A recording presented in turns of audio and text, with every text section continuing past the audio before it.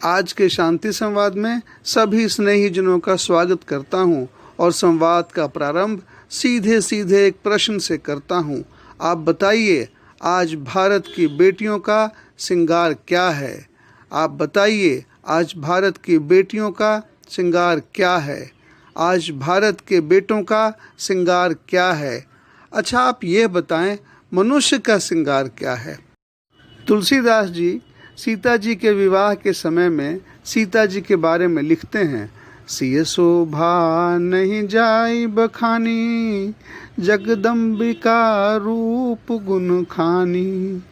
इस दोहे से स्पष्ट हो जाता है कि सीता जी गुण की खान थी। इस दोहे से स्पष्ट हो जाता है कि सीता जी गुण की खान थी। तुलसीदास जी ने गहने की खान थी ऐसा नहीं लिखा। तुलसीदास जी ने सीता जी गहने की खान थी ऐसा नहीं लिखा। तुलसीदास जी लिखते हैं, सीता जी गहना नहीं, सीता जी गहना नहीं, गोल्ड नहीं, गोल्ड नहीं, गुण की खान थी, गुण की खान थी। अब आप बताएं, यह गुण आता कहाँ से है? अब आप बताएं, यह गुण आता कहाँ से है? आप सबने लोहा देखा होगा, आप सबने लोहा जरूर देखा होगा। यह लोहा लोहार की भट्ठी में तपाया और बनाया जाता है। यह लोहा लोहार की भट्ठी में तपाया और बनाया जाता है। पर जरा सोचें, मनुष्य कहाँ बनाया जाता है? मनुष्य को बनाने वाली, मनुष्य को तपाने वाली भट्ठी कौन सी है? मनुष्य को बनाने वाली, मनुष्य को तपाने वाली भट्ठी कौन सी है? मनुष्य का निर्माण कहाँ होता है? मनुष्य के अंदर जो मनुष्यता है उसका निर्माण कहाँ होता है? मनुष्य के अंदर जो मानवता है उसका निर्माण कहाँ होता है? जरा सोचें, जरा समझें। मनुष्य का निर्माण, मनुष्यता का निर्माण, मानवता का निर्माण मेरी समझ से शिक्षा से कहीं ज़्यादा संस्कारों से होता है। मानवता या मनुष्यता का निर्माण शिक्षा से कहीं ज़्यादा दीक्षा से होता है। आजकल की रटंत पढ़ाई से मनुष्य कलेक्टर या क्लर्क, चपरासी या चेयरमैन, प्यून या पुलिस, इंजीनियर या डॉक्टर बन जाता है। पर दुनिया इन सब से नहीं चलती, पर दुनिया इन सब से नहीं चलती। दुनिया तो चलती है मनुष्यता से, दुनिया तो चलती है मानवता से, दुनिया तो चलती है संस्कार से, दुनिया तो चलती है दीक्षा से। इसलिए आज की अंग्रेजी पढ़ाई एक ऐसी शिक्षा है जो कूड़ा है, कूड़ा। इसलिए आज की अंग्रेजी पढ़ाई एक ऐसी शिक्षा है जो कूड़ा है, कूड़ा, जिसे पढ़ करके, जिसे रट करके आप डॉक्टर, कलेक्टर बन सकते हैं। पर वह डॉक्टर, वह कलेक्टर जिसका कैरेक्टर ठीक नहीं हो, वह कलेक्टर जो करप्ट हो, उस पढ़ाई का क्या फ़ायदा? उस शिक्षा का क्या फ़ायदा? आज देश में भ्रष्टाचार है। इसकी वजह ही है कि देश में संस्कार नहीं है। अंग्रेजी शिक्षा है पर भारतीय दीक्षा नहीं है। आप इस बात को बार बार सुने और इस बात को आप बार बार समझने की कोशिश करें। अंग्रेजी शिक्षा है पर भारतीय दीक्षा नहीं है। अंग्रेजी शिक्षा है पर भारतीय दीक्षा नहीं है।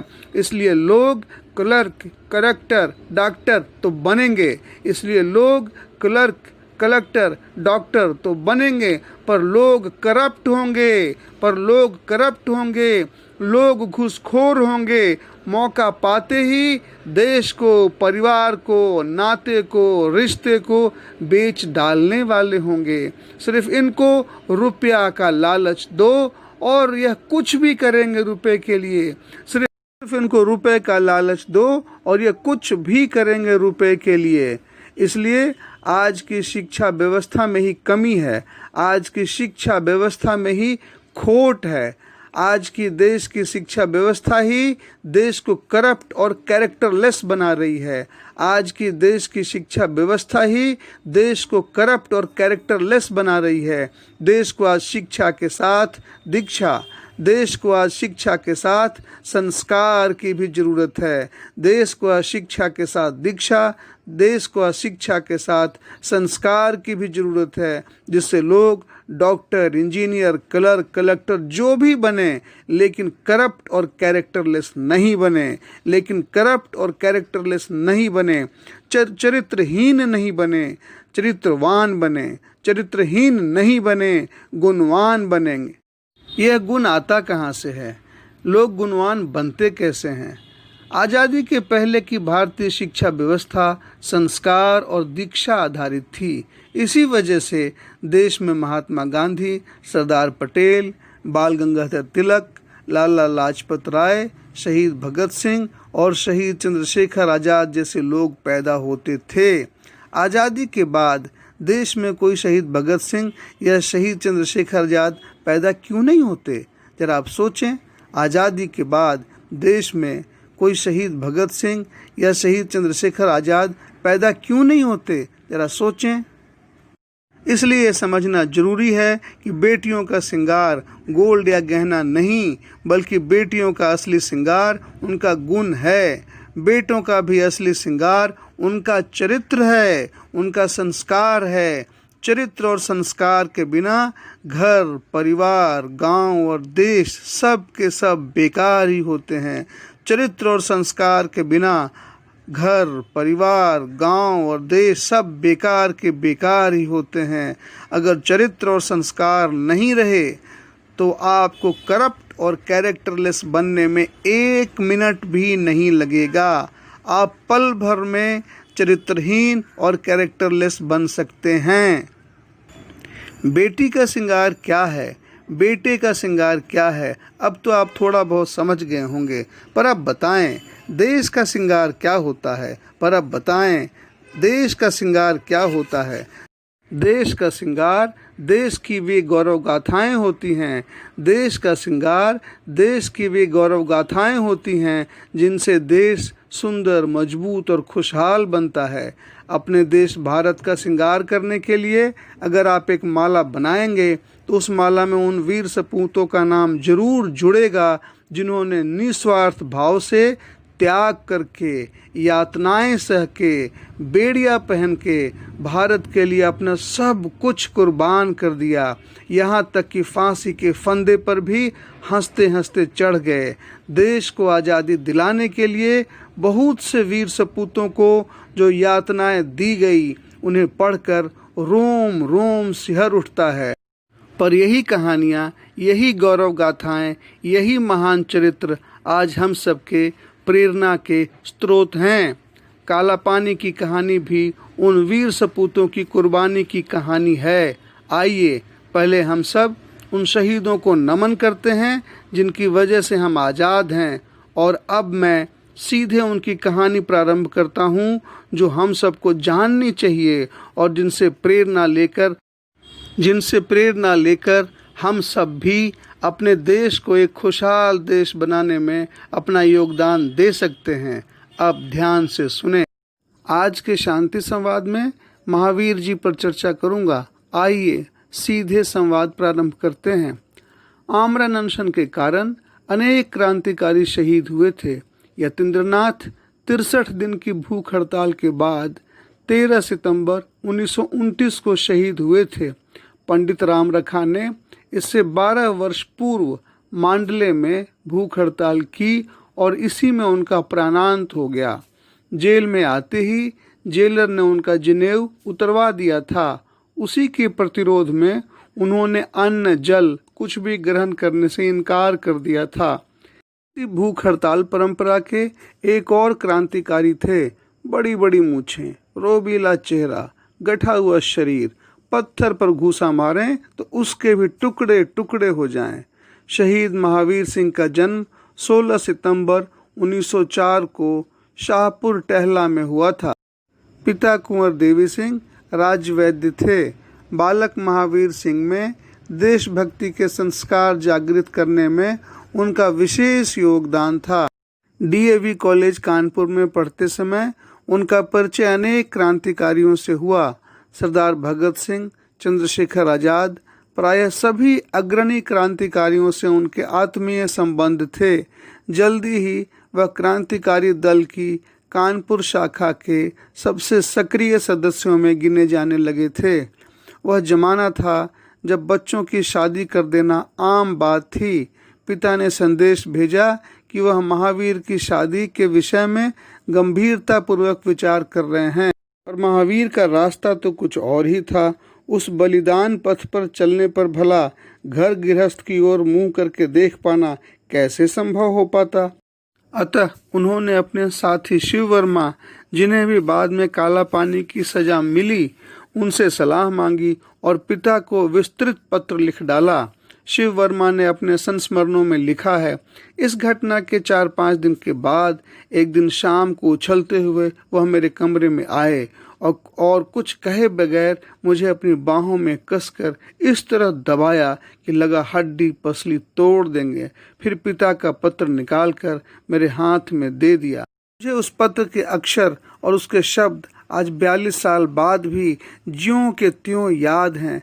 पिता ने लिखा था, मुझे यह जानकर बड़ी खुशी हुई कि तुमने अपना जीवन देश के काम में लगाने का निश्चय किया है। मैं तो समझता था कि हमारे वंश में पूर्वजों का खून अब रहा नहीं और उन्होंने दिल से गुलामी कबूल कर ली है। तुम्हारा पत्र पाकर आज मैं अपने को बड़ा भाग्यशाली समझ रहा हूँ। शादी की बात जहाँ चल रही थी उन्हें आज जवाब लिख दिया है। निश्चिंत रहो, मैं कोई ऐसा काम नहीं करूँगा जो तुम्हारे मार्ग में बाधक बने। देश की सेवा का मार्ग जो तुमने चुना है वह तपस्या का है और बड़ा कठिन है, लेकिन जब तुम उस रास्ते पर चल ही पड़े हो तो पीछे मुड़कर नहीं देखना, साथियों को धोखा नहीं देना और बूढ़े पिता के नाम का ख्याल रखना। तुम जहाँ भी रहोगे मेरा आशीर्वाद तुम्हारे साथ चलेगा। तुम्हारा पिता देवी सिंह। कुछ समय बाद महावीर सिंह ने घर ही नहीं कॉलेज भी छोड़ दिया और हिंदुस्तानी समाजवादी प्रजातंत्र पार्टी के लिए स्वयं को अर्पित कर दिया। साइमन कमीशन का अन्य प्रांतों की तरह पंजाब में भी घोर विरोध हुआ। पंजाब केसरी लाला लाजपत राय पर पुलिस सार्जेंट सैंडर्स ने लाठियों से घातक प्रहार किए। लाला जी शहीद हो गए, किंतु क्रांतिकारियों को उनकी शहादत का बदला लिए बिना चैन कहाँ। इसलिए योजना बनी। एक दिन सैंडर्स की दिन दहाड़े हत्या कर दी गई। सरदार भगत सिंह, राजगुरु आदि के साथ महावीर सिंह की भी इसमें विशेष भूमिका रही। तभी लाहौर षड्यंत्र केस के अभियुक्तों की धरपकड़ शुरू हो गई। पंजाब में ही नहीं अन्य संदिग्ध स्थानों पर भी छापे डाले गए। सन 1929 में महावीर सिंह भी पुलिस की गिरफ्त में आ गए। 7 अक्टूबर 1930 को न्यायालय का निर्णय सुना दिया गया। सरदार भगत सिंह, राजगुरु तथा सुखदेव को फांसी की सजा हुई। महावीर सिंह तथा उनके 7 साथियों को आजन्म कारावास का दंड मिला। 30 जनवरी 1933 को महावीर सिंह और उनके अन्य साथी काला पानी के लिए रवाना कर दिए गए। सेल्यूलर जेल के लौह कपाट एक बार फिर खुले, फिर चरमराए और फिर बंद हो गए। इस यातना शिविर में यातनाओं के अतिरिक्त और क्या था। इसके विरोध में राजनीतिक कैदियों ने 12 मई 1933 को आमरण अनशन की घोषणा कर दी, आमरण उपवास की घोषणा कर दी। सेल्यूलर जेल में इतने अधिक कैदियों ने इससे पूर्व ऐसी भूख हड़ताल पहले कभी नहीं की थी। उपवास का एक दिन बीता, 2 दिन बीते, आखिर छठे दिन जेलर की सहनशीलता का बांध टूट गया। उसने आदेश दिया कि इन सभी राजनीतिक बंदियों के गले में नली डाल करके जबरदस्ती दूध पिलाओ। महावीर सिंह ने अपना रौद्र रूप फिर प्रकट किया। उन्होंने प्रतिज्ञा की कि मर जाएंगे परंतु दूध नहीं पिएंगे। जेल में अधिकांश कर्मचारी क्रूर पठान थे। उन्होंने बलपूर्वक दूध पिलाने का प्रयास किया। 8-10 पठानों ने महावीर सिंह को पकड़ करके जमीन पर लिटाया और फिर किसी तरह डॉक्टर ने नली नाक में डाल दी। पूरा 1 किलो दूध जब तक नाक से भीतर नहीं गया, सब इसी तरह पकड़े रहे। दुर्भाग्य से दूध गले में भोजन वाली नली के बदले सांस वाली नली में चला गया, जिसका परिणाम यह रहा कि दूध पेट में जाने के बदले फेफड़ों में भर गया। अपना काम पूरा करके डॉक्टर दूसरे कैदी की कोठरी में चला गया, परंतु महावीर सिंह असह्य वेदना से तड़पने छटपटाने लगे। दूर खड़े कैदियों ने यह देखा तो वह जोर जोर से चिल्लाए। जब तक डॉक्टर लौट कर के आता, महावीर सिंह ने दम तोड़ दिया था। उनका शव जेलर ने जल्दी जल्दी कोठरी में छिपा दिया और रात के निविड़ अंधकार में जेल के कुछ कर्मचारियों ने उठाकर सागर की काली लहरों में प्रवाहित कर दिया। इस प्रकार 17 मई 1933 को अमर शहीद महावीर सिंह की जीवन लीला हमेशा हमेशा के लिए समाप्त हो गई। महावीर सिंह के साथ भूख हड़ताल पर बैठे उनके साथी मोहित मित्र तथा मोहन किशोर नमोदास भी कुछ ही दिनों बाद उनके ही साथ उनके ही मार्ग पर चले गए। कहा जाता है कि मरने के बाद महावीर सिंह के कपड़ों में उनके पिता का पत्र मिला था, जिसमें उन्होंने लिखा था, पीछे मुड़कर मत देखना, हमेशा आगे बढ़ना और अपने देश का नाम रोशन करना। एक कागज का पुर्जा और भी मिला था क्रांतिकारी साथी जयदेव कपूर को। यह पुष्किन की प्रेरक कविता थी, जिसका हिंदी अनुवाद दूसरे क्रांतिकारी साथी शिव वर्मा ने किया। आज आप सबों से इतना ही बात करके अब मैं अपने शांति संवाद को यहीं पे विराम देता हूँ। भाई पुरुषोत्तम का सभी स्नेहीजनों को स्नेह वंदन और हृदय से आलिंगन।